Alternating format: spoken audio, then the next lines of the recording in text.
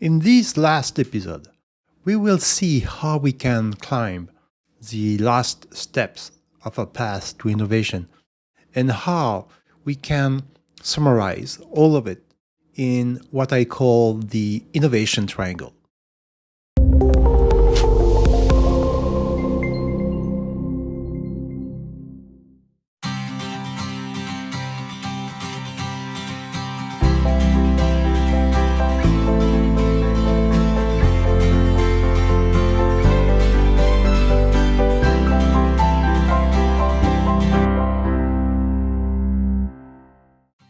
In this last episode, we will see how we can summarize these 8 steps to innovation within a single triangle, the innovation triangle. So if we want to summarize what we've seen already until now, we can see that we have the different steps of the problem. Question being, can I identify a real problem? And we saw that the second step we had to follow was to find what are the symptoms of this problem. And these symptoms generate, in the third steps, generate some impact to some users, some people, which is the fourth step. And of course, we must identify who are these users, and there could be different type of populations. Then, when we narrow our study on one group of people, we will try to see how the impact of these symptoms create some pain and try to identify which pain, which in marketing it's called the customer pain, which type of pain is impacting these people. Now, we must move to the next step, and the next step is to identify the solution that could actually help this group of people to get rid of the pain they are feeling. So, what we must do here is actually to try to identify the cause of the symptoms. Because the problem itself, trying to fix the problem doesn't matter, because the problem exists only because it has some symptoms that impact some people. So if we find the cause of these symptoms, we could maybe work on the solution to suppress this cause. And this is how we follow the next steps of these X steps path to innovation, and how we actually combine them in what I call the innovation triangle. Don't forget that people don't want innovation. They don't, except for a minority, they don't adopt a new system, a new product, because it's new. The only thing they want is something that will suppress the pain they feel because of some problem. And the pain can be a very minor things. The reason why people are buying some cupcake and having cupcake or chocolate or candies, it's not because they have a major pain, but actually having some candy help them to suppress some pain they feel. So people don't want innovation, they want painkillers, and our solution, our innovation must be actually a painkiller. Step 7 of our process now is what causes the symptom. We have listed a couple of symptoms that impact a specific population. It's important for now to know what are the cause of the symptoms, because if we find the cause, then we identify the problem. We quantify the problem. We know what are the roots of the problem. And to do that, we can adopt different methods. There are several methods that are used in marketing, in industry. Let's try this. This is a 5 whys method. It was developed by Toyota. It's very well used in industry, many domains. And Taishi Ono summarized these 5 whys method by the quote, "The basis of Toyota's scientific approach is to ask why 5 times whenever we find a problem.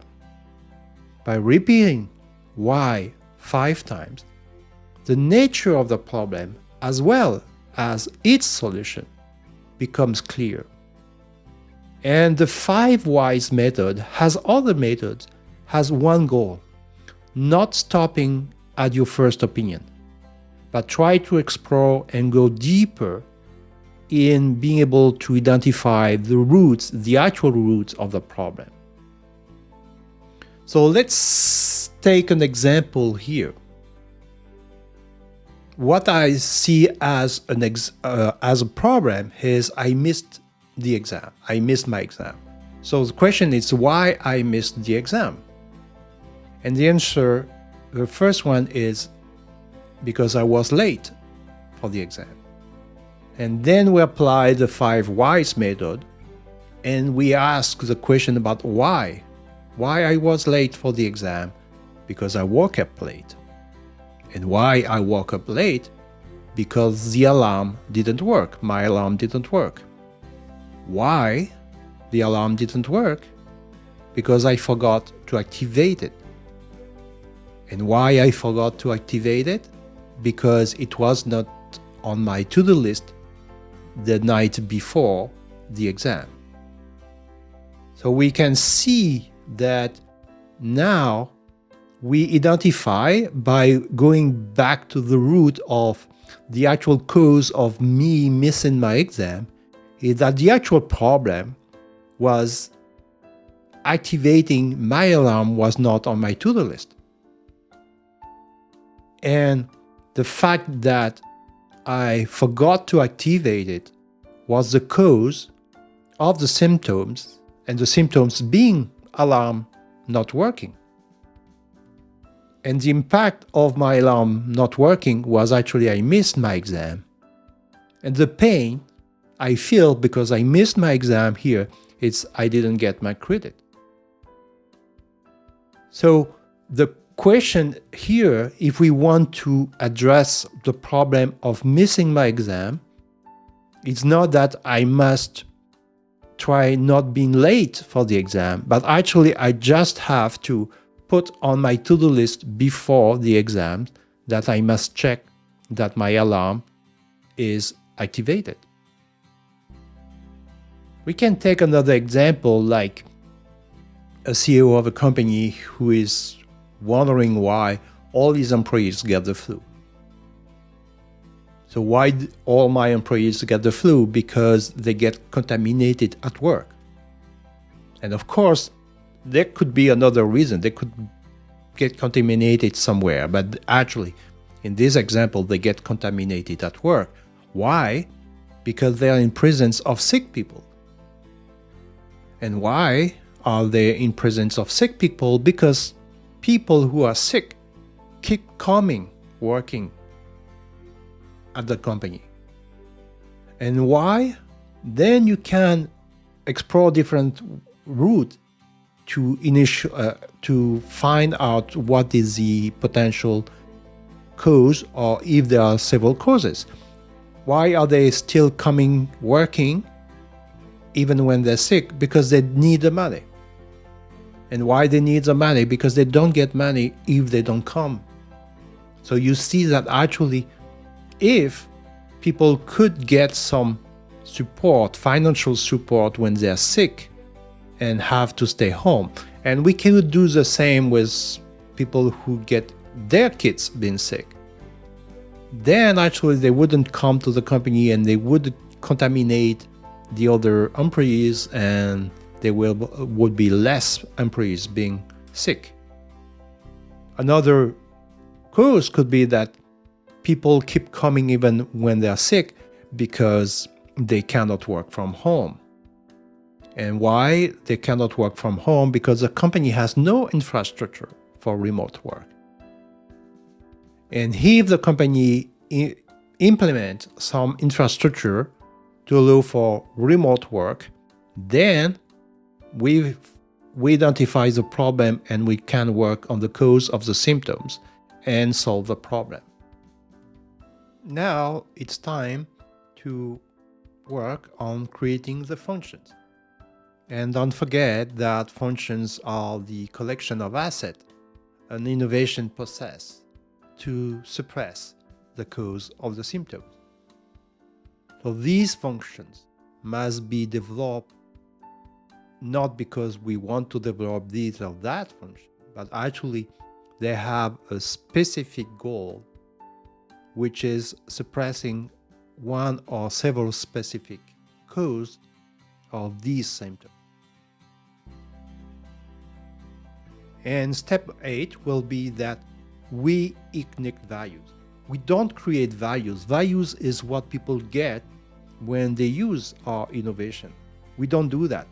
We've designed functions that kill the pain, that kill the customer pain. And because we suppress the pain by actually suppressing the impact of the symptoms, then we induce values in the customer mind. Now we can summarize everything within this triangle. We had the problem. The problem had symptoms. These symptoms had an impact on the users. And this impact causes some pain to the user. We have been working on finding the cause. And now, when we develop the solution is actually a collection of functions. And these functions are created only to suppress the cause of the symptoms, then suppress the impact, then suppress the pain. And because we suppress the pain felt by the users, then we ignite the value. And our innovation triangle summarizes this full process where the innovation actually is this triangle, a solution developed to suppress the cause of a problem, to ignite values in the mind of users because they don't feel the pain they had when they were exposed to this problem. Now, if we want to see where research will take place, remember that at the beginning we said that usually, and especially in the academic world, we said that innovation is the outcome of research. We do research, we discover something, we invent something, and then what we call innovation is the path to commercialize or try to commercialize this invention, this discovery. Actually, we see usually, or what we think usually, that we have to begin with the solution we created, the discovery, the invention, and the outcome of will be to commercialize it. And this is what we call innovation. We saw at the beginning of these videos that innovation does not begin with a solution.